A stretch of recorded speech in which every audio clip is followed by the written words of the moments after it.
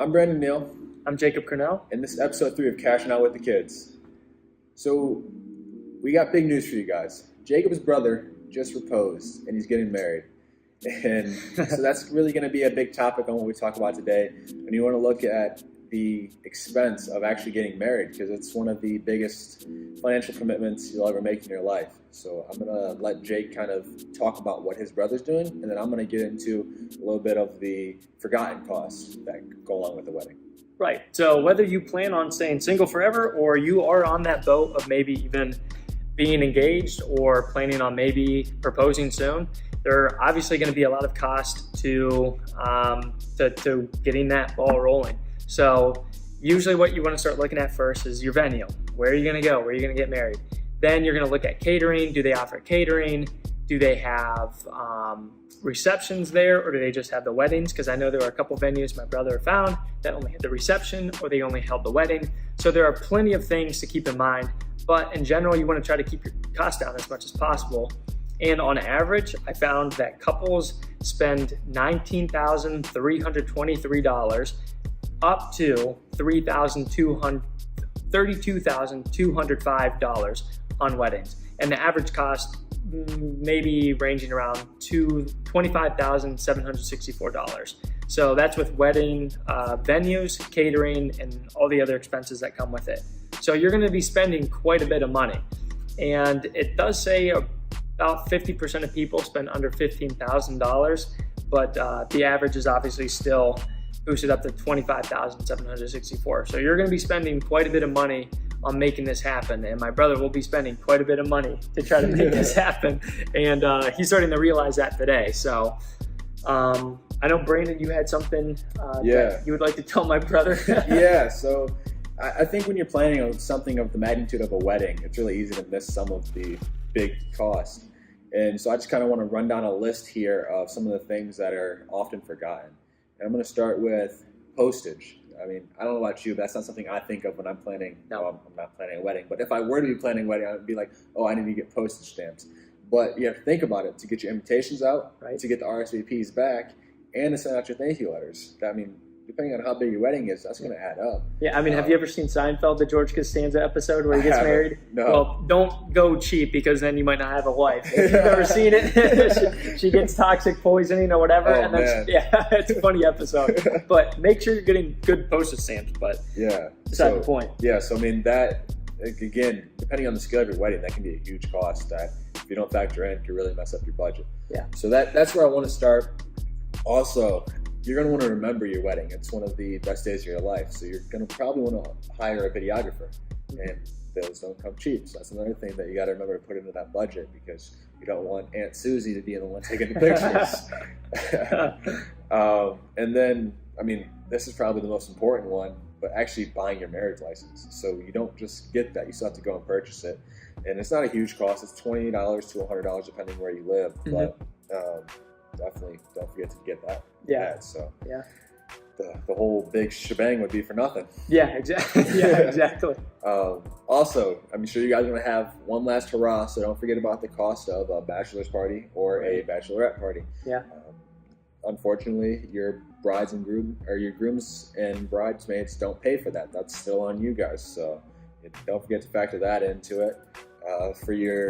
Depending on who your friends are, your groomsmen might need it too, but definitely for your bridesmaids, you got to look at beauty treatments. Everyone's got to get their hair done, their makeup, all that stuff. That doesn't come cheap either. No. So we really got to make sure we're factoring that in. These are all different expenses that can really bust your budget if you forget to put them in there. It really relates back to real life. The small things are what mess up a budget, not the big costs, because everyone remembers the big stuff. Yeah. And then finally, can't forget about overtime costs. So like you were talking about the venues and the caterers and all of that, you're really contracting them for a certain amount of time. So if you run over in your wedding, it's going to start adding up real quick. So I know it's your special night and you're there to have fun, but at the same time, you got to stay on schedule. Right. And I've actually had a cousin. He had a wedding out near Alliance. So this is kind of like our area. It's Northeast Ohio-ish.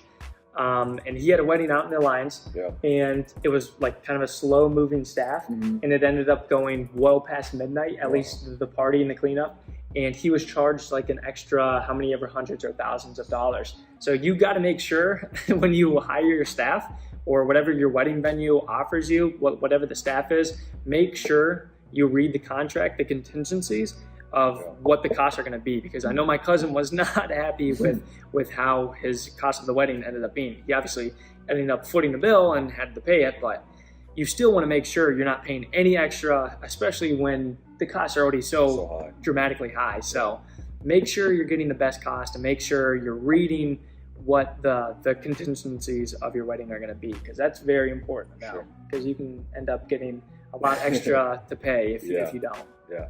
And I think it'd be irresponsible for us not to kind of talk a little bit about what marriage does to your finances, being who we are. Right. So that's definitely a conversation that needs to be had before you decide to get married, because if you have two completely opposing philosophies on money, it's going to create a lot of issues going forward. So you need to have those tough talks with your significant other before you decide marriage is the right route for you.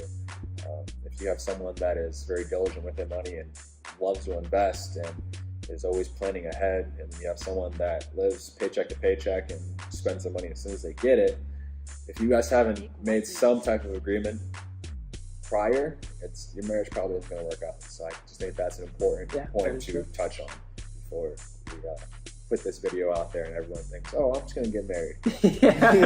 Yeah, just because you got the money side down doesn't mean you got the rest down. Make sure, because I know my dad, he loves his checkbook, but my mom's just go with the flow. And there's not too much of a problem with them. Obviously, they're still together, great marriage.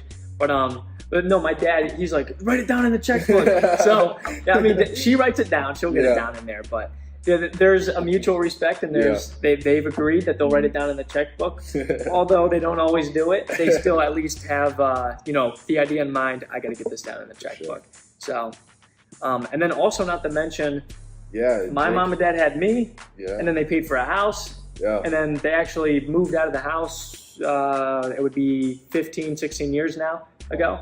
So you're going to be having costs like that, and you got to put that into your costs. And I could mention cost of the house and kids, but that really just depends on your income bracket and how much you're going to pay. So it's kind of useless putting in average cost for the house for couples, because there really isn't too much I can offer you. That's up to you. I do know lots of people say don't spend more on a house than 2 years of income. So if you're making $100,000, don't spend $400,000 or $500,000 on a house. Spend $200,000 on a house, if not less. And there were actually studies done that millionaires, and we're not saying you're millionaires, but millionaires you will actually, be one day if you follow these tips. Yeah, and if you do follow these tips, you will. But millionaires who actually purchase $300,000, like the property value of their house is $300,000 or less, actually had like joy in life, or their like happiness in life was actually increased by like 71% compared to people who bought houses that were more than $300,000. So there's something to be said about living within your means or living even well under them. Well, it's the whole theory of being house poor.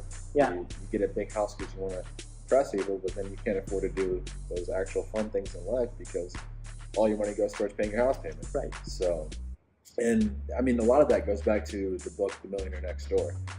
That if you guys haven't read that, that's actually where I got it from. Okay. Yeah. If you haven't read that one, that's a great study. The book's all about studying hundreds of millionaires that you wouldn't even know they're millionaires if they didn't tell you, because they just live a very humble lifestyle.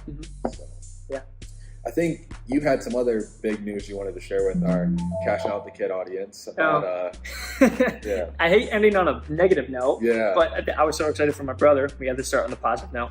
But getting a speeding ticket, I didn't realize until I actually got the speeding ticket last week that there's quite a few costs that come with a speeding ticket other than the premium of your ticket. So I was pulled over by State Trooper Barry. Ooh, Barry. Not good. He gets me. Not a nice guy. No, not good. And my ticket was $160, and I wanted to yell at him and say, like, does it look like I can afford a $160 ticket? But I look like I'll have to foot the bill anyway. My ticket's due December 1st, so I better pay that off. And there's a full-time job though. Yeah, exactly. So I got a full-time job, so it'll be easy enough to pay for it. But there are also other things that come with it. So insurance premiums will go up, and in fact, unsurprisingly to me, your premiums can go up to 22 to 30% based off of carinsurance.com. So your premiums can go up quite a bit. So in the state of Ohio, based off of the violation I had, which was only 10 over, so I don't know why I got your ticket was over $100 for 10 over? It was $160 for 10 over? For 10 over. So in the state of Ohio, it's generally around 145. Don't speed. Do not speed. It was a 45 zone. I was going 55, and I now have to pay $160. So make sure you're putting your car in cruise control, whatever the speed limit is. So your premiums can go up in the state of Ohio, at least. My violation, generally it'll be about 21% increase, which means based off the average premiums for car insurance, I'll be spending about $200 extra a month. So, yeah, okay. A month, and that's I think with family plans though. Okay. That includes family car insurance plans. So, not a good experience. That's not what you want to do. No. So, if you want to make sure that you're saving money and have money to pay for a wedding, don't get a speeding ticket. Well, and I think again, going back to that social responsibility, you can be irresponsible if not to tell you that don't speed because you could hurt somebody, all right? Yeah, Look out for others. Yeah. But, so yeah, this has been episode 3 with Cashin Out with the Kids. Hope you guys enjoyed learning a little bit about weddings and why you shouldn't speed. And if you did, please, please, please share this content with someone you think it would help or someone you think would enjoy it. And follow us on Twitter, Instagram, and YouTube right here.